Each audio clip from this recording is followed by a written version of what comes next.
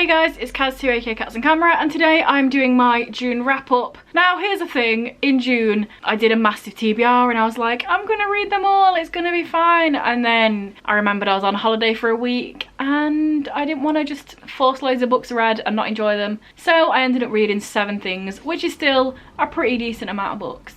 Normally I do my wrap-ups in order of what I read, but this month I'm going to do it in order of the letters because I did read LGBTQIA. So starting with L, this was actually my last read. I read a bunch of it on holiday and then on the last day of the month, and that is The Miseducation of Cameron Post by Emily M. Danforth. And yeah, I did really enjoy this book actually. It's kind of slow a little bit at the beginning, but I felt I was going to know the characters, so I didn't mind that it was a little bit slow. We start a few years prior to what is alluded on the back, which is that she goes to a gay conversion camp, but that didn't actually happen until about halfway through the book. So I would say this book is more about Cameron blossoming into who she is, and there are several different girls that she has various degrees of relationshipy type things with before that whole conversion camp thing even happens. I liked all of Cameron's quirks. I enjoyed all the side characters, the people that she knew before she went to the camp and then people at the camp. And the end was positive, uplifting, but also kind of open-ended. You don't actually know what happens really. But there was a lot of closure for Cameron because right at the beginning of this book we find out that her parents get killed in an accident on the same day that she's kissing a girl, so she feels a bit guilty and a bit weird about that whole thing. And it does come kind of full circle. For G, I read Here's to You, Zeb Pike by Johanna Parkhurst. This is a companion novel to Thanks a Lot, John LeClaire, which I read first, which actually came second. But yes, this follows Dusty, who looks after his younger siblings because his mum just leaves for long periods of times and his dad's shit and out of the picture. But when one of his siblings become ill, people find out that he's looking after them and he has to go and live with their aunt and uncle, who live really far away and he's never met before. So even though this does deal with Dusty's sexuality, there is a boy he likes and he's friends with him and doesn't know whether he likes him the same way, but most of all this story is about family. He is very annoyed and upset and has a lot of angry feelings towards his auntie and uncle because he's looked after his younger brother and sister for a long time, and then it feels like they're just getting taken away from him. They've got a stable house now, so they don't need him as much. So that's basically what the main storyline is. But yeah, I did enjoy this. He does go through a lot of different emotions and it's a nice companion to Thanks a Lot, John LeClaire. So for B, I actually read 2 books. The first one being The Fever King by Victoria Lee. This one was a completely random buy for me. I didn't even know that it existed, and then Amazon told me that because I'm a Prime member I get it cheap, so I bought it for $3.99 brand new, and yeah, I really enjoyed it, so I'm glad that that happened. So this takes place in a United States in the future where this disease called magic has killed off a lot of people, and then a select few people survive it and then they have magic powers. So our main character Gnome is an immigrant from one of the other states because in this USA certain states have been closed off and now other people from other states are seen as immigrants. So I really like that sort of aspect of this. It's very political without being political in real life, but it does take real life politics and put them in a different situation. Gnome's family are killed and then he wakes up in a hospital bed and finds out that he's a technopath, which means he can control and see technology and see how it works. And he's snapped up by the government to teach him how to use his powers, but also he feels like he's infiltrating it a little bit because this government is against immigrants and he is an immigrant. So yeah, I really enjoyed this book. I think it's a duology. I know there's definitely a second book. I'm almost 100% certain that he does actually use the word bisexual on page. He doesn't just say that he likes girls and boys, he says I'm bisexual. And there is a love interest. There's loads of political intrigue. You don't know who's good, who's bad, you don't know who to trust. And yeah, I just really enjoyed it, so check it out if you haven't read it already. My other B, which may also be a P because it's not stated specifically on page, was Stag's Run by Zaya Feli. This is the first book in a trilogy which I downloaded for free on Kindle, so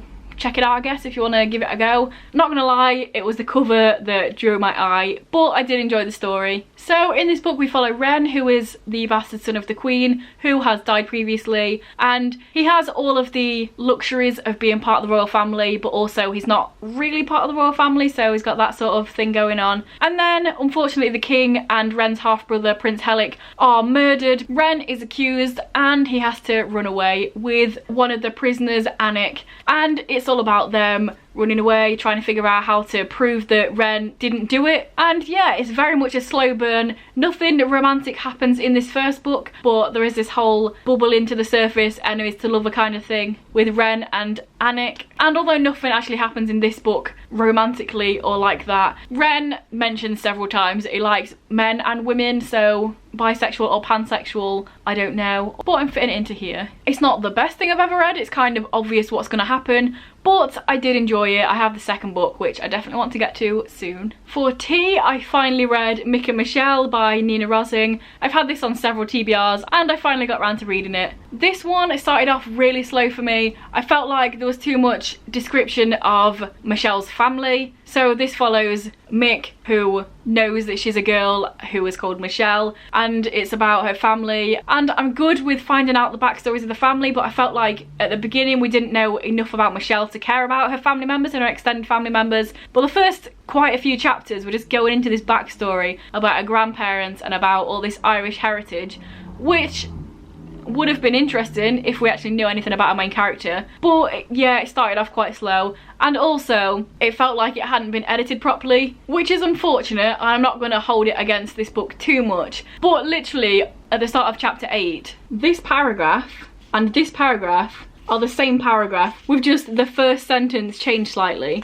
So it felt like Nina had written two different versions to try and figure out which one she liked better and then forgot to take one of them out, so that was a little bit jarring, of course. But after we got past the first maybe 10 chapters or something, I did get more into the story, I got more into the characters, and I cared more about what was going on. There's a nice relationship in here between Michelle and her sister. She's the first person that Michelle tells about who she is. And also, this book isn't about getting a boyfriend or anything like that. It's more about Michelle being herself and trying to let people accept her and know her as the person she is, rather than any sort of relationshipy thing, which I'm glad about, because I felt like that would have been quite unlikely at the time. For Q, I'm just going to say that all of these books I'm talking about have queer elements, so that counts. Or if you want to get nitpicky, you can take Stag's Run and put it in Q if you want, so we don't have two in B. For I read Golden Boy by Abigail Tartlin. I've had this book for a long time and I'm glad I finally got to it because this was so good. I gave it 5 stars. It's like the third 5 stars that I've had this whole year, because I'm very picky with giving out 5 stars, and one of them 3 5 stars was my sister's novella, so does it really count? It does, it's good, but does it really count? So yeah, this book was absolutely amazing. It was so captivating. I just wanted to blast through it and read the whole thing.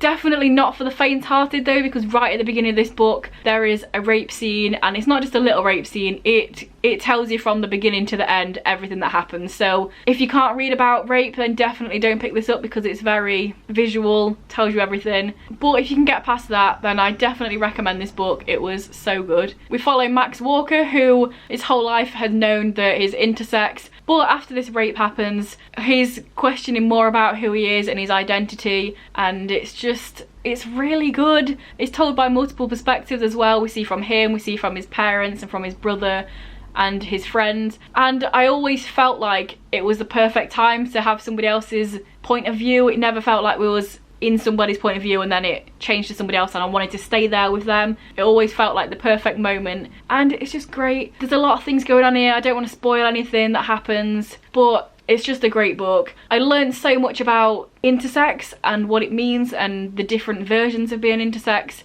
and it was just so informative without being dry and boring and like a essay or whatever. It was just great, so I'm glad I finally read it. I loved Max's little brother, and I felt his family dynamics were very real and very likely. And for A, I read How to Be a Normal Person by TJ Klune. I've been wanting to read TJ Klune for a long ass time, so I finally got around to it. And this book is so quirky and fun and weird, and it took me a few chapters to get into it, not gonna lie, but I think that's because I was reading it at 15-minute intervals at a time when I had a break at work. But once I finally got into it, I absolutely adored this book. The writing is so quirky quirky and weird and wonderful, so if you like that sort of thing, definitely give it a go. Every character is absolutely great. We follow Gus, who is this really dorky, weird, doesn't even know anything about the internet, has a pet ferret, works in a video store that 2 people come into, and it's just great. I love him. He's trying to be a normal person and he's just not very good at it. And then enter Casey, who is an asexual hipster stoner that likes doing Instagram. And Gus doesn't know what to make of Casey, but also is very intrigued, and it's just adorable. They're cute. We have a gay character and an asexual character getting into a relationship, and it's really cute and adorable and feels really well written. There's never any pushy moments with Casey being asexual, and if you like quirky, weird, wonderful books, then I definitely recommend How to Be a Normal Person. It was hilarious in places. Gus was reading these articles on the internet about how to be a normal person, and they were amazing. So yes, those are all the books that I read in June. I had a really great month. I only read 7, but I feel like they were all pretty decent books, so I'm not mad about that. I also enjoy how I did this page in my bullet journal because it has all of the flags down here, but also it was so hard to find a lesbian one because I was like, is there really actually one? And there wasn't, but there was kind of, so there you go. So yeah, let me know down below if you've read any of these books or if they sound interesting, let me know. If this is your first video by me you enjoy it, then please check out some of my others, and if you continue to enjoy them, then please subscribe, that'd be awesome. Anyway guys, I'll see you in a few days with another video. Bye.